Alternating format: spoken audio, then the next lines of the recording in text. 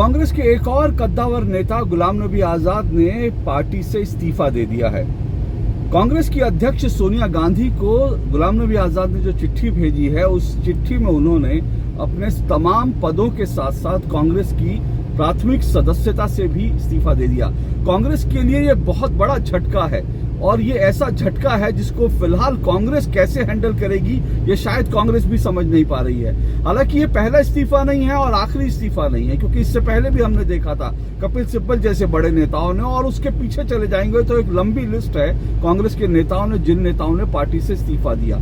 और आने वाले दिनों में इतना तय है कि अभी कांग्रेस में इस्तीफों की ये झड़ी लगातार जारी रहेगी। ये सिलसिला कांग्रेस पार्टी में लगातार चलता रहेगा, क्योंकि ऐसा लग रहा है कि कांग्रेस पार्टी अपनी गलतियों से कुछ सीखने के लिए तैयार नहीं है। ऐसा लग रहा है कि कांग्रेस पार्टी दरअसल गांधी परिवार से इतर, राहुल गांधी, प्रियंका वाड्रा से इतर कुछ सोचने के लिए तैयार नहीं है। ऐसा लगता नहीं है कि कांग्रेस पार्टी जो है अपनी नीतियों में, अपने नेतृत्व में कोई भी परिवर्तन करने के लिए तैयार है। और कांग्रेस का जो नीति है, कांग्रेस का जो नेतृत्व है, वो पूरी तरह से फ्लॉप साबित हो चुका है। ये कांग्रेस के अंदर बहुत बड़ी तादाद में सब लोग महसूस कर रहे हैं और इसीलिए कांग्रेस के नेता अंदर घुटन महसूस कर रहे हैं और एक एक करके सभी इस्तीफा दे रहे हैं। इसलिए मैं कह रहा हूं कि ये इस्तीफों का सिलसिला अभी जारी रहेगा। यकीन मानिए कुछ और बड़े नाम पार्टी से इस्तीफा दे सकते हैं। अब मैं आता हूं इस इस्तीफे के मुद्दे पर, उन्होंने जो कहा है गुलाम नबी आजाद ने, जो कहकर इस्तीफा दिए, क्योंकि वो बहुत महत्वपूर्ण बात है।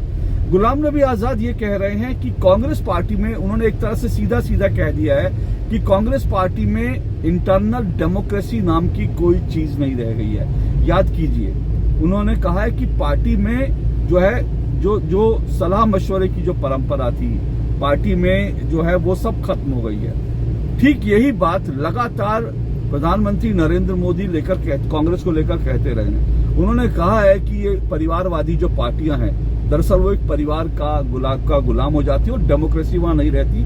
प्रधानमंत्री नरेंद्र मोदी ने इसे एक बहुत खतरनाक ट्रेंड बताया और ठीक वही चीज जो है गुलाम नबी आजाद ने भी महसूस करते हुए चिट्ठी लिखी है। गुलाम नबी आजाद ने एक बहुत बड़ा आरोप जो लगाया है राहुल गांधी पर, वो कह रहे हैं कि राहुल गांधी लगातार कांग्रेस के सीनियर नेताओं का अपमान करते हैं और वो ये भी कह रहे हैं गुलाम नबी आजाद कि कांग्रेस पार्टी में जो बड़े फैसले हैं वो राहुल गांधी के पीए और उनके सिक्योरिटी गार्ड लेते हैं। सोचिए, कांग्रेस के एक ऐसे कद्दावर नेता जो इतने सालों तक केंद्रीय मंत्री रहे, राज्यसभा के सांसद रहे, राज्यसभा में कांग्रेस के नेता रहे, जम्मू कश्मीर के मुख्यमंत्री रहे, तमाम कांग्रेस के दिग्गज नेताओं के साथ इतने करीब से काम किया, वो आज ये कह रहे हैं कि राहुल गांधी के जो फैसले हैं, पार्टी में जो फैसले हैं, जो राहुल गांधी निर्णय लेते हैं, वो निर्णय दरअसल राहुल गांधी के पीए और उनके जो सिक्योरिटी गार्ड है वो फैसले ले रहे हैं। लेकिन क्या गुलाम नबी आजाद का ये जो आरोप है, इसको आप कह सकते हैं कि सिर्फ आरोप है, इसमें सच्चाई नहीं है? जाहिर सी बात है, कांग्रेस के लोग कहेंगे कि इसमें कोई सच्चाई नहीं है, ये बिल्कुल बेकार बात है। लेकिन क्या अकेले गुलाम नबी आजाद जो ऐसा कह रहे हैं, इसको आप देखिए। अगर आपको किसी चीज को देखना हो कि वो चीज सच है या झूठ है, तो उसको आपको देखना चाहिए कि क्यों आखिर एक ही बात कांग्रेस के तमाम नेता कह रहे हैं। अब जैसे अपमान की बात लीजिए, आखिर कपिल सिब्बल के घर पर यूथ कांग्रेस के नेता जाते हैं, उनके घर पर वो हमला कर देते हैं। वो सिर्फ कांग्रेस के नेतृत्व को एक सुझाव देते हैं, एक सलाह देते हैं, उसके बाद कपिल सिब्बल के घर के बाहर इस तरह से पथराव हो जाता है। ये इस तरह से कांग्रेस अपने शीर्ष नेताओं के साथ डील कर रही है। और उसके बाद आप देखिए हेमंत बिस्व शर्मा जो हैं, वो आज असम के मुख्यमंत्री हैं। कांग्रेस के असम में, नॉर्थ ईस्ट में कांग्रेस के एसेट थे, वो बहुत बड़े नेता एसेट थे।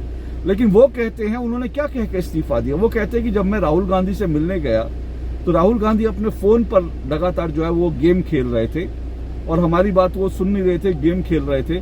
और हमारे लिए जो है बिस्किट लाके, जो टेबल पे जो चाय बिस्किट रखी गई, उसी टेबल से हमारे लिए जो बिस्किट लाके रखे गए, राहुल गांधी का जो डॉगी है पिड्डी, वो वहां से उसी प्लेट से आके वो बिस्किट खा रहा है। अब सोचिए, इससे ज्यादा अपमानजनक पार्टी के नेताओं के लिए क्या हो सकता है? और इस तरह की बात जो है, अभी जयवीर शेरगिल ने इस्तीफा दिया था कांग्रेस से। और जब जयवीर शेरगिल का इस्तीफा भी इसलिए बहुत महत्वपूर्ण है क्योंकि जयवीर शेरगिल पंजाब में कांग्रेस के प्रवक्ता, राष्ट्रीय प्रवक्ता रहे। पंजाब में कांग्रेस का एक बहुत अच्छा नाम है, युवा उभरते हुए बहुत जो हैं सुलझे हुए नेता हैं जयवीर शेरगिल। मैं उनसे मेरा कई बार इंटरेक्शन हुआ है और कांग्रेस में इस तरह के युवा नेता, जयवीर शेरगिल जैसे युवा नेता जो हैं, वो कांग्रेस का भविष्य बेहतर कर सकते थे, वो कांग्रेस का भविष्य हो सकते थे। लेकिन जयवीर शेरगिल ने भी इस्तीफा दे दिया। जयवीर शेरगिल ने क्यों इस्तीफा दिया?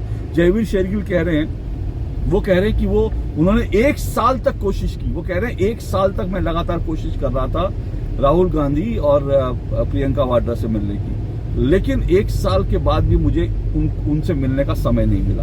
अब आप सोचिए कि इसका मतलब, इसके 2 मतलब है। इसका मतलब गुलाम नबी आजाद सही कह रहे हैं कि पार्टी के अंदर कोई डेमोक्रेसी नहीं रहेगी। गुलाम नबी आजाद सही कह रहे हैं कि पार्टी में जो राहुल गांधी जो फैसले लेते हैं, दरअसल राहुल गांधी के फैसले नहीं होते, वो उनके पीए और गार्ड के होते हैं। और पीए और गार्ड ही तो होते हैं ना। अगर अब जो राहुल गांधी तक किसी को पहुंचने नहीं दे रहे, राहुल वो इतने ताकतवर हो गए हैं कि जयवीर शेरगिल जैसा पार्टी का राष्ट्रीय प्रवक्ता 1 साल से मिलने की कोशिश कर रहा है, उसको मिलने नहीं दिया गया। तो ये इसका प्रमाण है।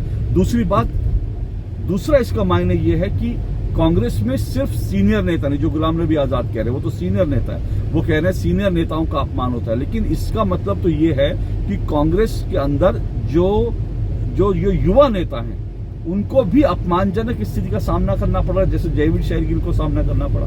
तो ये एक बहुत बड़ी बात है कांग्रेस के लिए, और कांग्रेस के लिए एक बहुत बड़ी चुनौती है इस तरह से जो है गुलाम नबी आजाद का पार्टी छोड़ना। इससे पहले आपको याद होगा कांग्रेस पार्टी में जब कई लोगों ने इस्तीफे दिए, हम जानते हैं, बहुत सारे नाम हैं कांग्रेस पार्टी से, लगातार कुछ ना कुछ लोग इस्तीफे दे रहे हैं। जब कुछ लोग इस्तीफे देते हैं कांग्रेस पार्टी से, तो कांग्रेस का रवैया क्या होता है? ये कांग्रेस कोशिश नहीं करती कि देखे कि ये नेता इस्तीफा दे रहे हैं, क्या इनकी तकलीफ है, इनसे बात करके देखा जाए, वो सब नहीं करते। होता क्या है कि कांग्रेस पार्टी के प्रवक्ता आते हैं और वो कहते हैं कि ये तो कचरा था, अच्छा है पार्टी से चले गए, कचरा साफ हो गया। अब आप सोचिए, जो व्यक्ति पार्टी में इतने साल तक रहा हो और वो पार्टी अगर छोड़ रहा है, उसको आप कह दे तो कचरा है, पार्टी से साफ हो गया। तो ऐसा करके आप अपनी पार्टी को या इस हालात को कैसे संभाल पाएंगे? दूसरी तरफ आप देखिए राहुल गांधी क्या कहते हैं। राहुल गांधी कहते हैं, मैं जानता हूं कांग्रेस पार्टी के अंदर बहुत सारे संघी लोग घुस आए हैं, आरएसएस के लोग घुस आए हैं और वो बहुत कमजोर लोग हैं, वो डरे हुए लोग हैं। जो डरे हुए लोग हैं वो पार्टी छोड़ दें। मैं डरता नहीं हूं, मैं पार्टी नहीं छोड़ूंगा। अरे ऐसे बयानों से थोड़ी पार्टी चलती है। आप इस तरह की एरोगेंस से थोड़ी पार्टी चलती है। आपकी पार्टी के अंदर कोई अगर कोई सुझाव दे रहा है, अगर कोई पार्टी को अच्छी बात बता रहा है, आप उसे जनसंघी कह दें, आरएसएस का कह दें, आप उसे डरा हुआ कह दें, आप उसे कचरा कह दें। तो अगर आप ऐसा करके अपने ही पार्टी के नेताओं का अपमान करना चाहते हैं, अपमान करते रहेंगे, तो फिर आपके साथ कितने लोग जुड़ेंगे और कब तक जुड़ेंगे? फिर आपके साथ सिर्फ वही लोग जुड़ेंगे जिनको आप जो है राज्यसभा सदस्यता दे देते हैं, जिनको आप कोई बड़ा पद देते हैं। ये होता क्या? देखिए, अभी इमरान प्रतापगढ़ी को राज्यसभा की सदस्यता से जो है उनको दी गई। कांग्रेस पार्टी ने इमरान प्रतापगढ़ी को राज्यसभा का सदस्य बना दिया। कितने लोगों ने, कांग्रेस के लोगों ने अपना दर्द दिखाया, कितने लोगों ने ये कहा कि हमारी तपस्या में कमी रह गई, हमारी ये, क्योंकि इमरान प्रतापगढ़ी कोई कांग्रेस के बड़े नेता नहीं है, लेकिन प्रियंका जी उन पर मेहरबान हो गई और उनकी मेहरबानी के कारण इमरान प्रतापगढ़ी को राज्यसभा की सदस्यता मिल गई। तो अगर आप ऐसे ही पार्टी चलाना चाहते हैं, पार्टी को अपना जेबी संगठन बनाए रखना चाहते हैं, तो फिर जो है भगवान मालिक है आपकी पार्टी का, यही हो रहा है। जो गुलाम नबी आजाद ने कहा, उन्होंने कहा 2 लोकसभा चुनाव हुए, दोनों में राहुल गांधी को आगे करके लड़ा गया। क्या उसका निर्णय हुआ? आनंद शर्मा जैसा वरिष्ठ नेता, आनंद शर्मा जो है कांग्रेस के बड़े पुराने वरिष्ठ नेता है, आनंद शर्मा राजीव गांधी के बहुत करीब रहे।